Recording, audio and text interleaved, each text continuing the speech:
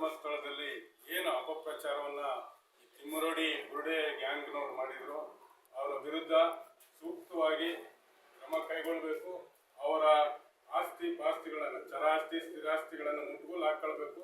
ಅವರಿಗೆ ಶಿಕ್ಷೆಯನ್ನು ಕೂಡಲೇ ವಿಧಿಸಬೇಕು ಅಂತೇಳಿ ನಾವು ಸಾಗರ ನಾಗರಿಕ ಹಿತರಕ್ಷಣಾ ಸಮಿತಿಯ ಪರವಾಗಿ ಒತ್ತಾಯವನ್ನ ಮಾಡ್ತಾ ಇದ್ದೇವೆ. ಸಿನಿಮಾ ರೀತಿಯಲ್ಲಿ ಇದು ನೋಡ್ಲಿಕ್ಕೆ ನಮ್ಮ ಜೈನರವರು ಹೇಳಿದಾಗೆ ಹೌದೇನೋ ಏನೋ ಆಗ್ಬಿಟ್ಟಿದೆ, ಆಗಬಾರ್ದಾಗ ಹೋಗಿದೆ, ಸಾವಿರಾರು ಹೆಣಗಳನ್ನು ಹುಟ್ಟಿದ್ದಾರೆ, ಅದು ಯುವತಿಯರನ್ನು ಹುಟ್ಟಿದ್ದಾರೆ, ಇನ್ನೊಂದು ಬೇರೆ ಬೇರೆ ರೀತಿಯಲ್ಲಿ ಅದನ್ನ ವೈಭವೀಕರಣವನ್ನು ಮಾಡಿದರು. ಆದರೆ ನನಗೆ ಗೊತ್ತಿದ್ದಾಗೆ, ತಮಗೆಲ್ಲರಿಗೂ ಗೊತ್ತಿದ್ದಾಗೆ, ಏಕಾಏಕಿ ಯಾರೋ ಒಬ್ಬ ಒಂದು ಬುರುಡೆಯನ್ನು ಹಿಡ್ಕೊಂಡು ಹೋಗ್ತಾನೆ, ಕೋರ್ಟಿಗೆ ಹೋಗ್ತಾನೆ ಅಂದ್ರೆ ಅವನಿಗೆ ಆಗ್ಲೇ ಕೇಳಬೇಕಾಗಿತ್ತು, ಸರ್ಕಾರ ಆ ಕಡೆ ಗಮನ ಹರಿಸಬೇಕಾಗಿತ್ತು, ಪೊಲೀಸ್ನವರು ಗಮನ ಹರಿಸಬೇಕಾಗಿತ್ತು. ಈ ಬುರುಡೆ ಎಲ್ಲಿಂದ ತಂದೆ ಆಗ್ಲೇ ಅಷ್ಟು ಆಗ್ಬಿಟ್ಟಿದ್ರೆ ಆ ತನಿಖೆ ಇಷ್ಟೊಂದು ದೊಡ್ಡದಾಗಿ ಯಾರಿಗೋ ಒಂದು ಧರ್ಮಸ್ಥಳದ ಕ್ಷೇತ್ರಕ್ಕೆ ತೇಜವಧೆ ಆಗ್ತಕ್ಕಂಥ ವಿಷಯವೇ ಇರಲಿಲ್ಲ. ಅದನ್ನ ಅಲ್ಲೇ ಮೊಟಕುಗೊಳಿಸಬಹುದಾಗಿತ್ತು. ಆದರೆ ನನಗೆ ಅನಿಸುತ್ತೆ ಸರ್ಕಾರವೂ ಕೂಡ ಇದ್ರ ಜೊತೆ ಕೈ ಜೋಡಿಸ್ಬಿಟ್ಟಿದೆಯೇನೋ, ಆ ಧರ್ಮಸ್ಥಳದ ಹೆಗಡೆಯವರಿಗೆ ಎಲ್ಲೋ ಒಂದು ರೀತಿಯ ಮುಜುಗರವನ್ನ ಮಾಡಲಿಕ್ಕೆ ಅವರು ಕೂಡ ಕೈ ಜೋಡಿಸಿದ್ದಾರೆ ಏನೋ ಅಂತೇಳಿ ನನಗನ್ಸುತ್ತೆ. ಯಾಕಂತಂದ್ರೆ ನಾನು ಮೊದಲೇ ಹೇಳಿದಾಗೆ ಅದನ್ನ ಅಲ್ಲೇ ಮೊಟಕುಗೊಳಿಸಬಹುದಾಗಿತ್ತಲ್ಲ. ಬುರುಡೆಯನ್ನು ತಗೊಂಡು ಹೋಗ್ತಾನೆ ಒಬ್ಬ ಮನುಷ್ಯ ಕೊಟ್ಟಿನ, ಇದು ಎಲ್ಲಿಂದ ಬಂತು, ಯಾವಾಗಿನ ಬುರುಡೆ, ಎಷ್ಟು ವರ್ಷದ ಬುರುಡೆ, ಎಲ್ಲವೂ ತಂತ್ರಜ್ಞಾನ ಮುಖಾಂತರ ಅದನ್ನ ಹೊರಪಡಿಸಬಹುದಾಗಿತ್ತಲ್ಲ, ಅಲ್ಲಿಗೆ ಅದನ್ನು ಬಂದ್ ಮಾಡಬಹುದಾಗಿತ್ತಲ್ಲ. ಇದನ್ನು ಮಾಡಲಿಲ್ಲ. ಇದನ್ನ ನೋಡಿ ಮಜಾ ತಗೊಂಡ್ರು, ಎಲ್ಲಾರು ಸಿಗುತ್ತೇನೋ ಹೆಡೆಯವ್ರನ್ನ ಹಣಿಯಕ್ಕೆ ಅಂತೇಳಿ ನನಗನ್ಸುತ್ತೆ. ದಯಮಾಡಿ ಈಗೇನು ತಪ್ಪು ಒಪ್ಕೊಂಡಿದ್ದಾರೆ, ಆ ಕೇಸನ್ನೇ ತೆಗಿರಿ ಅಂತ ಹೋಗಿದ್ದಾರೆ. ಆದ್ರೆ ಅದ್ರಲ್ಲಿ ಏನು ಹೊರಲಿಲ್ಲ ಅಂತ ಆತಲ್ಲ, ತಪ್ಪನ್ನ ಅವರೇ ಒಪ್ಕೊಂಡಿದ್ದಾರೆ, ನಮ್ಗೆ ತಪ್ಪಾಗಿದೆ, ಆ ಕೇಸನ್ನು ವಜಾ ಮಾಡಿ ಅಂತೇಳಿ ಅವ್ರು ಯಾರ್ಯಾರು ಇದ್ದಾರೆ, ಮೆಟ್ಟಣ್ಣನವರು, ತಿಮ್ಮರೋಡಿ, ಮತ್ತೊಬ್ಬ ಮಾಸ್ಕ್ ದಾರಿ, ಇವರನ್ನೆಲ್ಲ ಕಠಿಣವಾದ ಶಿಕ್ಷೆಗೆ ಒಳಪಡಿಸಬೇಕು ಅಂತ ಹೇಳಿ ನನಗೆ ಮಾತಾಡ್ಲಿಕ್ಕೆ ಅವಕಾಶ. ಹೆಗಡೆಯವರಾಗಿತ್ತು, ಅದು ವಿಫಲ ಆಗಿದೆ.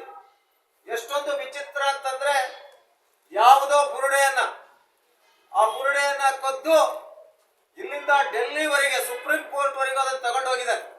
ಆದ್ರೆ ಈ ದೇಶದ ವ್ಯವಸ್ಥೆಯಲ್ಲಿ ಯಾವುದೋ ಬುರುಡೆ ಅಥವಾ ಯಾವುದೋ ಬ್ಯಾಗ್ ಅನ್ನ ಸುಪ್ರೀಂ ಕೋರ್ಟಿನ ಒಳಗೆ ತಗೊಂಡು ಹೋಗೋದಕ್ಕೆ ಅವಕಾಶ ಇಲ್ಲ.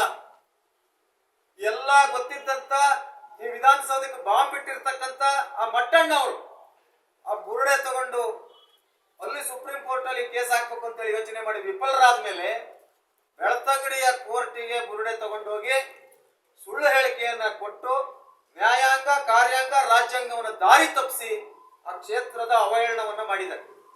ಅದರ ಜೊತೆಗೆ ಆ SIT ಅನ್ನು ಕೂಡ ದಾರಿ ತಪ್ಪತಕ್ಕಂಥ ಕೆಲಸವನ್ನು ಮಾಡಿದ್ದಾರೆ.